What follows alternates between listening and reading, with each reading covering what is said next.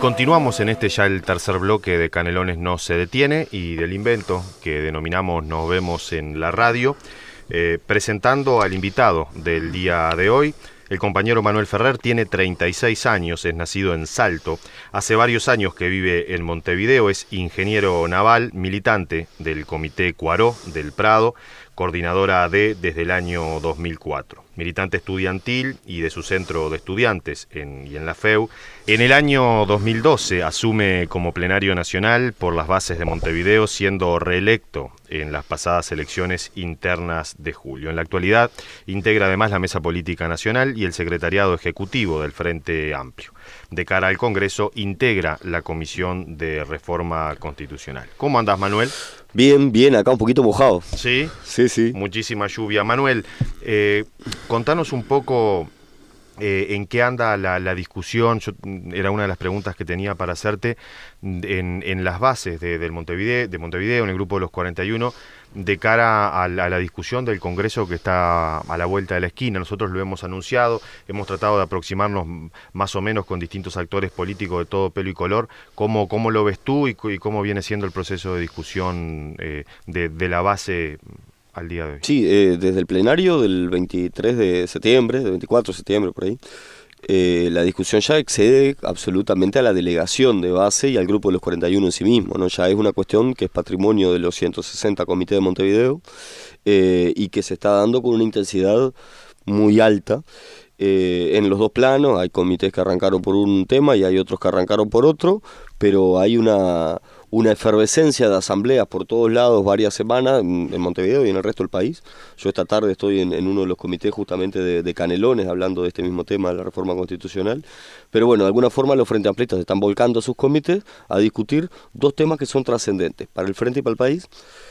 Uno, la reforma constitucional, los contenidos de la reforma constitucional, la estrategia para llevarla adelante, y el otro, lo que se ha dado a llamar principios y valores compartidos, que de alguna forma es redefinir, readecuar, actualizar, innovar sobre nuestra propia esencia del Frente Amplio, ese Frente Amplio que surgió hace 45 años heroicos, donde hemos tenido grandes dolores, muchísimas alegrías, unas cuantas derrotas, pero que sigue unido, que mostró en la vida no ser una alianza electoral, que gobierna el país en los últimos 5 años, si no nos pasa como en otros países del continente, aspiramos a seguir hasta el 2020 y en el 2019 renovar el compromiso con la ciudadanía. De alguna forma, estos temas no son ajenos a la propia discusión de los Frente Amplistas, comité por comité, pero eso claro, la discusión para el Congreso se construye dentro de cada comité de base y no en cúpulas o en piecitas cerradas, ¿sí?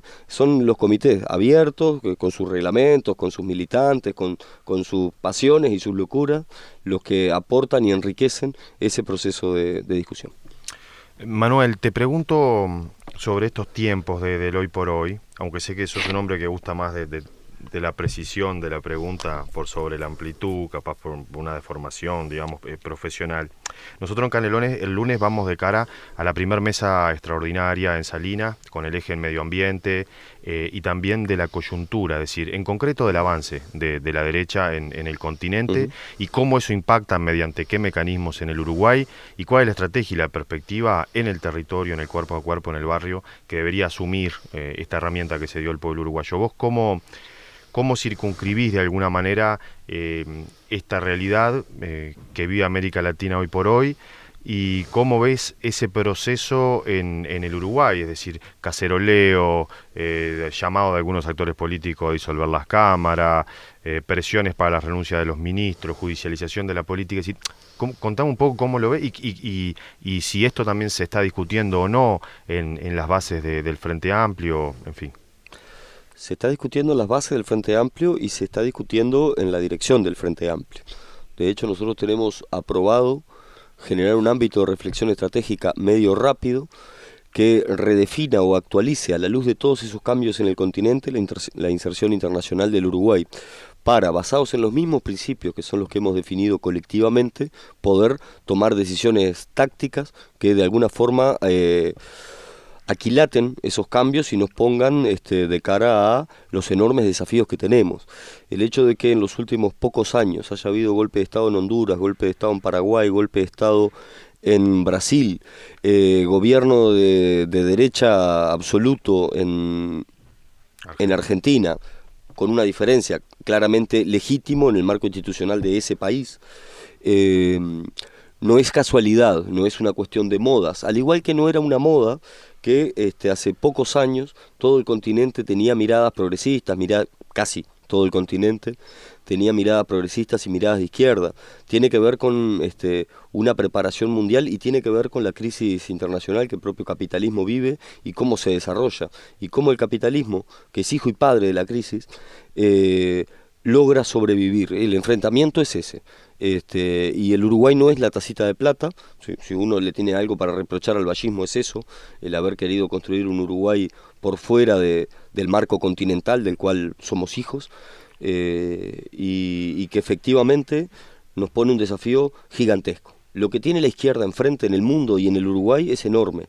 Y hay que estar preparado para eso. No hay que discutir reforma constitucional ajeno a las movidas del imperialismo. No hay que discutir el presupuesto nacional ajeno a las movidas del imperialismo. No hay que discutir los TLC ajeno a las movidas del imperialismo, porque las movidas del imperialismo han sembrado de horror, de muerte, de destrucción, de guerra, de sangre, de hambre, de condiciones de esclavitud. Las estadísticas actuales de la OIT demuestran que en el 2016 hay más esclavos que en toda la historia de la humanidad, y eso es terrible. Y eso no es culpa del gobierno del Frente Amplio, no es culpa de la izquierda mundial, es culpa de un sistema que merece morir porque no le da respuestas a la humanidad. Y en el Uruguay tenemos que hacernos cargo de eso, desde donde nos corresponde, con la modestia de siempre, sin darle clases a nadie de cómo se resuelven las cosas, pero conociendo las cosas para enfrentarlas. Manuel, vos tocabas varios puntos que también en la campaña interna de cara a julio fueron atravesados, digamos, por lo que fue esa agenda de campaña, de que muchas veces hay una jugada de posicionar de alguna manera a las izquierdas como las responsables de los estancamientos económicos, un avance o una presentación de estos gobiernos como populistas y corruptos. Y vos decías, en realidad los recesos, los estancamientos son de alguna manera derivados intrínsecamente de la condición mediante el cual el capitalismo funciona, es decir, no es algo ajeno, forma parte de su propia estructuración. Me gustaría que ampliaras un poquito en eso, pero también pensar un poco en colectivo esa cuestión de la autocrítica, de qué faltó también en América Latina para consolidar o para que no nos diéramos cuenta de que eran más frágiles tal vez estos procesos de izquierda de lo que nosotros creíamos o suponíamos. ¿Cuáles son para vos aquellas variables que lo explican? Los partidos tradicionales en Uruguay son los artífices de la mentira, ¿no? Ustedes recuerdan que acá hubo un presidente de la República que juró en cámaras que en Uruguay no había desaparecidos 20 días antes de que apareciera viva, afortunadamente, Macarena Gelman, ¿no? Ellos han usado ese argumento que a veces resulta más bizarro que otras veces, ¿no? En su momento iban a haber tanques rusos desfilando por 18 de julio, los niños iban a ir a Cuba robados, y disparates por el estilo, de difícil credibilidad hoy, pero en aquel momento determinaban elecciones. Ellos desplegaron en el continente y en Uruguay en la campaña 2014 y ahora en el debate mediático el hecho de que la izquierda no da respuestas económicas, pero lo cierto es que los que no dieron respuestas económicas fueron ellos, que hace 12 años nos entregaron el país con un 20% de desempleo pisando, con un 50% de pobreza, 15 de los cuales eran de indigencia. Ellos nos dejaron un salario mínimo que era de hambre, ¿tá? Que era menos de la mitad que el actual, con una desregulación en la negociación colectiva inexistente en los últimos 15 años en que gobernaron, porque un día a Luis Alberto Lacalle se le ocurrió no convocarlo. Y no solo por los efectos de lo que hubiera consumido se le ocurrió eso, sino por una concepción política de que los trabajadores organizados conquistando derechos son sus enemigos. Y es verdad, eso es verdad. ¿Sí? Son los enemigos del latifundio y de los que quieren apropiarse del trabajo ajeno. ¿sí? Fue nuestro gobierno el que paró el país. El país del 2002 era el país de la desesperanza, el país de la derrota total, como decís vos. Era el país de el último que vaya al aeropuerto que apague la luz. Todos teníamos un familiar o la familia entera en el extranjero intentando vivir. ¿Tá? Y eso no lo hizo el gobierno del Frente Amplio. Eso lo hicieron décadas de aplicación de un mismo modelo. Y la gente que ahora, donde efectivamente existe una crisis mundial, con un desempleo galopante en todos los países imperialistas, en particular en los Estados Unidos, pero con una economía japonesa estancada hace 15 años, con una economía europea que se hace agua por todos lados si no fuera por los banqueros alemanes que siguen repartiendo plata por ahí y soñando con algún momento cobrarla. El sistema no funciona. Y el Uruguay, que como dije antes, no es ajeno a nada de esto, obviamente hoy no vive el mejor momento que tuvimos hace unos años. Pero ahora, decir que el Frente Amplio no logró hacerse cargo de las esperanzas de los uruguayos es mentir. Y es mentir en serio. Yo invito a todos los que escuchan este programa, no a que me crean, sino que se fijen y que hagan memoria de cómo vivían hace 12 años, cómo viven hoy, ¿sí? Cuál es el trabajo que tenían y el trabajo que tienen, él y sus familiares, más cercanos incluso, ¿tá? Y creo que ese balance es muy fuerte, ¿tá? Y que hay que imponerlo, hay que reflexionar sobre él, hay que construirlo, hay que construir la izquierda debe hacer un relato de eso en serio, no mintiendo como hacen los demás, con la verdad, porque la verdad es mucho más fantástica que cualquier mentira berreta que pudiéramos inventar como inventan ellos. Está claro que ellos hicieron la campaña del 2009 ofreciendo duchas para los pobres, ofreciendo peluquero para los pobres, ofreciendo motosierra a las políticas sociales, pero lo cierto es que esos resultados no elevaron el nivel de vida de nadie, son resultados excluyentes. ¿Sí? Es el país de la estancia, de la vaca, de la playa y del banco. Y resulta que el que no es dueño de una playa, de un hotel, de un banco o de una estancia, queda fuera de ese país, ¿sí? Y no tiene derechos. Y nosotros los uruguayos vivimos eso. Yo no soy muy viejo, pero yo viví la crisis del 2002 siendo estudiante, ¿sí? Y la Facultad de Ingeniería no tenía plata ni para cambiar los vidrios, ni para hacer fotocopia. Esa era la verdad. Y los estudiantes no trabajaban, no porque los mantenían sus padres, sino porque no había trabajo para ellos. Y el que conseguía trabajo era de cajero en un supermercado 8 horas sin poder salir al baño. Esa era la realidad del país que agarró el Frente Amplio. Y todo el mundo sabe que esa realidad hoy no existe. Y también todos sabemos, y los Frente Amplistas también, que no vivimos en el mejor de los mundos. Y que mientras vivamos en un sistema opresivo, que privilegie el egoísmo por sobre la solidaridad, que privilegie a los que tienen y no a los que saben y a los que hacen, que es la justa medida, vamos a estar bien lejos de la patria artiga, que es lo que hay que construir. Y ese camino es largo y no es en soledad, es en conjunto con los pueblos del mundo, en particular los del continente.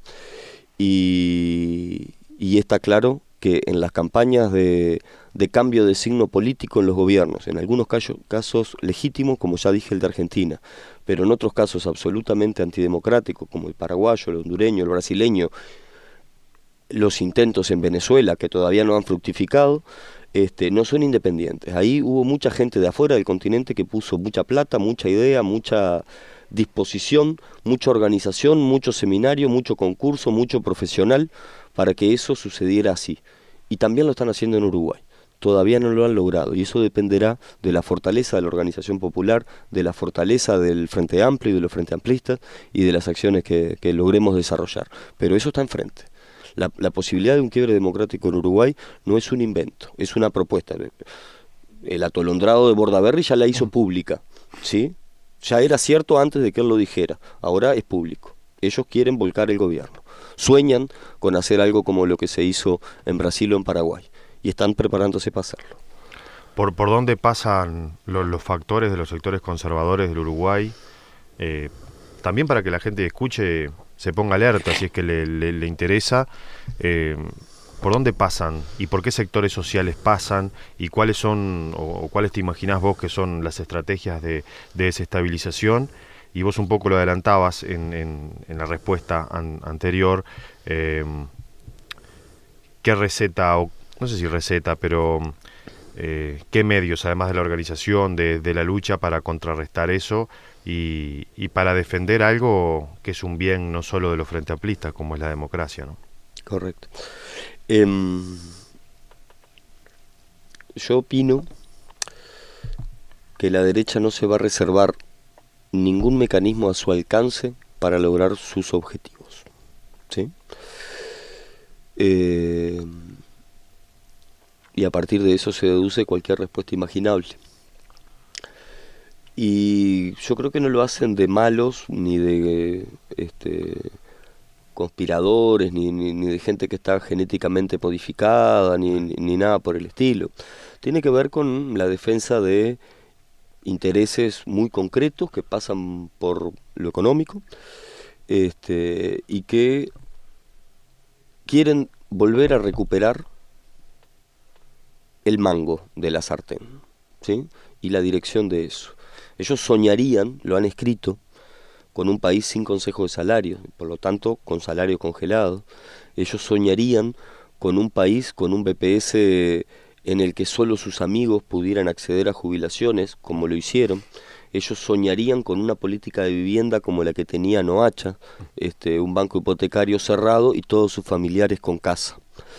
Esa era la verdad, y ellos quieren volver ahí porque al lado de eso, al lado de un cambio de signo en el gobierno en Uruguay, viene que la trabajadora doméstica no tenga sindicato, ni pueda defender su salario de ninguna manera, ni sus 8 horas.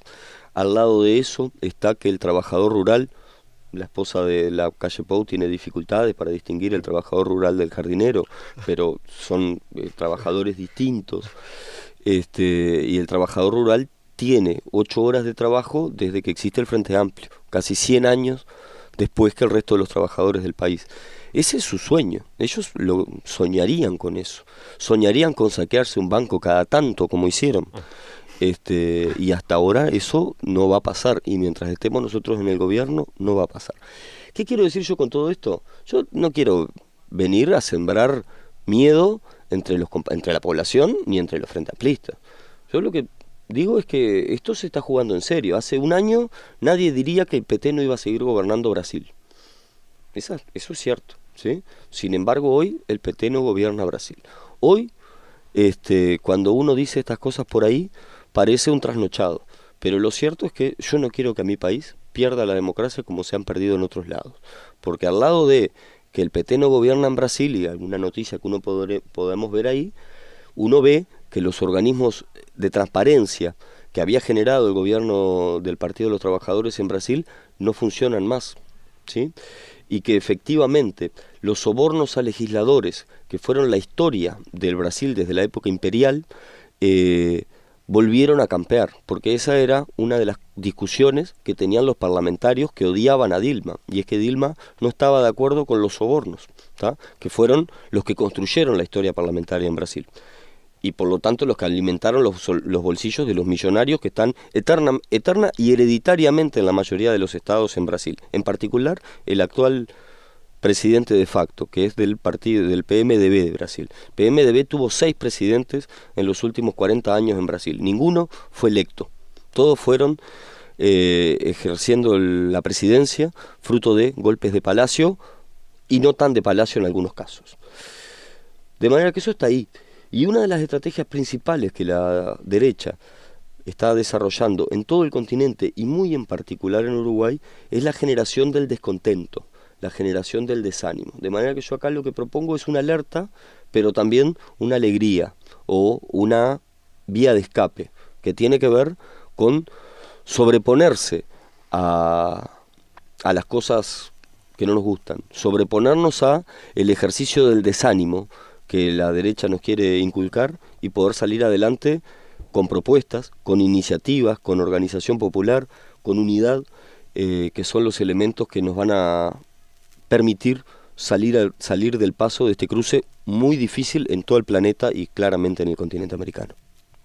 Bueno, una pregunta corta y una larga y sustanciosa respuesta.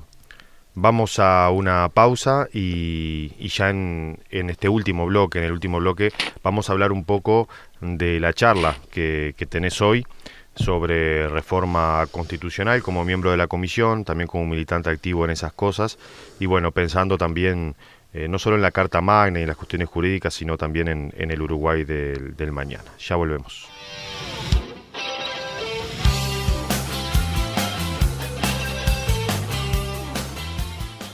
se nos pasa volando esta hora, esperemos que también a ustedes.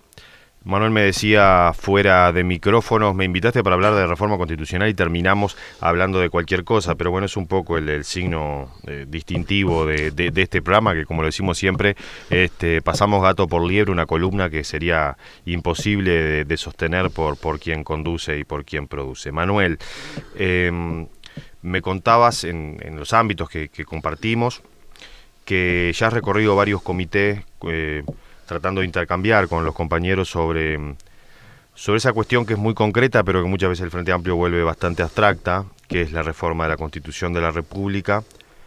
¿En qué está eso? ¿Qué pensás vos al respecto de cuáles aspectos deben ser modificados? ¿Y qué pensás también acerca de la efectivización, de la viabilización, de la implementación de esto? También te traslado de alguna manera algunas preguntas que a mí me dan bastante vueltas también en la cabeza. ¿En qué está todo eso? Bien. En primer lugar te diría que no es el Frente Amplio el que hace la reforma de la Constitución abstracta. En realidad todo el sistema jurídico impulsa eso. A partir de las resoluciones que el Frente Amplio ha tomado en plenarios nacionales, han habido académicos, constitucionalistas que salieron a decir que esto no se podía discutir así porque la Constitución está muy lejos de la gente. En realidad son ellos los demás los que quieren esconderle a la gente su Constitución. La Constitución es el elemento menos técnico de todo el andamiaje jurídico, ¿sí?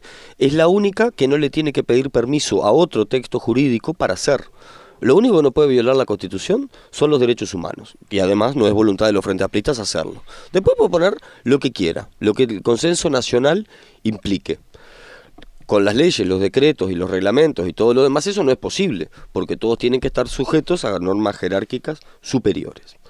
La Constitución no tiene ningún misterio, tiene dos partes claramente definidas. Una es la disposición de derechos, la declaración de derechos, que no es el otorgamiento de derechos. Nosotros entendemos que los derechos existen y que la humanidad los va reconociendo, ¿sí? La humanidad y el país los va reconociendo. Y sobre los derechos de cada uno de nosotros todos podemos hablar, es más, deberíamos, porque efectivamente pelear por nuestros derechos, describirlos, compatibilizarlos con los derechos de los demás, nos construye una sociedad más libre, más consciente, más activa, más participativa, más democrática y por lo tanto más feliz, ¿sí? Cuando el pueblo artiguista se juntaba en asambleas a dar las instrucciones a los, por ejemplo, a los delegados a una asamblea constituyente, no llamaban a abogados. Establecían concretamente, y sin haber leído, la mayoría de ellos analfabetos, pero establecían concretamente sus problemas concretos, los más profundos, para identificarlos y poder superarlos. Y eso es a lo que los Frente Amplistas estamos invitando hoy a hacer a todos los ciudadanos honestos, a la patria de Artigas, a juntarse de cualquier forma, a discutir y a pelear por esos derechos. La otra parte que tiene la Constitución es una descripción del funcionamiento del Estado. Una descripción que define el funcionamiento de los tres poderes del Estado, que deben tener equilibrio, que está bastante escorado ese equilibrio, y que debe estar garantizado, debe ser transparente. Y después define las relaciones entre los poderes, define los gobiernos departamentales, no define aún los gobiernos municipales, que es una de las cosas que tenemos que mejorar. Y el funcionamiento del Estado es siempre perfectible, en el caso nuestro más. Ahí nosotros hemos basado como principio el equilibrio de poderes como un tema central, ¿sí? No lo queremos desbalancear, al contrario, lo queremos rebalancear y ir para atrás con determinadas reformas de signo autoritario que han concentrado el poder en el Poder Ejecutivo, escamoteándoselo a los otros dos poderes. Y por otra parte, modernizar el Poder Judicial. Sobre el Poder Judicial nos han dicho y nos van a decir de todo, ¿tá? Nosotros lo que queremos garantizar es la independencia del Poder Judicial y el acceso de todos los ciudadanos de la República a la justicia. Es de eso que estamos hablando, cuando hablamos de modernizar el Poder Judicial. Resulta, imagínate vos, Mariano, que un médico egresa de la Facultad de Medicina y primero es dermatólogo, después es traumatólogo, después es obstetra, después es oncólogo y al final es cirujano. Es obvio que esa carrera médica sería inviable. Yo con un médico de esos no me quiero atender, ¿sí? Sin embargo, con los jueces en Uruguay es así. Empiezan con un tema jurídico, después la Suprema Corte sola sin preguntarle a nadie, los traslada para otro tema y están con temas comerciales, después pasan a temas administrativos, después pasan a temas penales.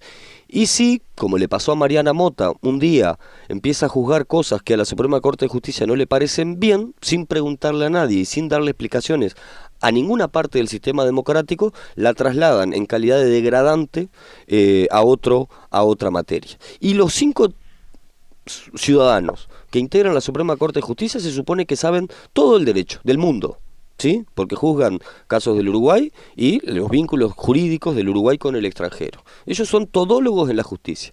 Eso en el siglo XXI no existe en ninguna profesión, ¿tá? Eso hay que profesionalizarlo, hay que especializarlo y hay que mejorarlo. ¿Con qué objetivo?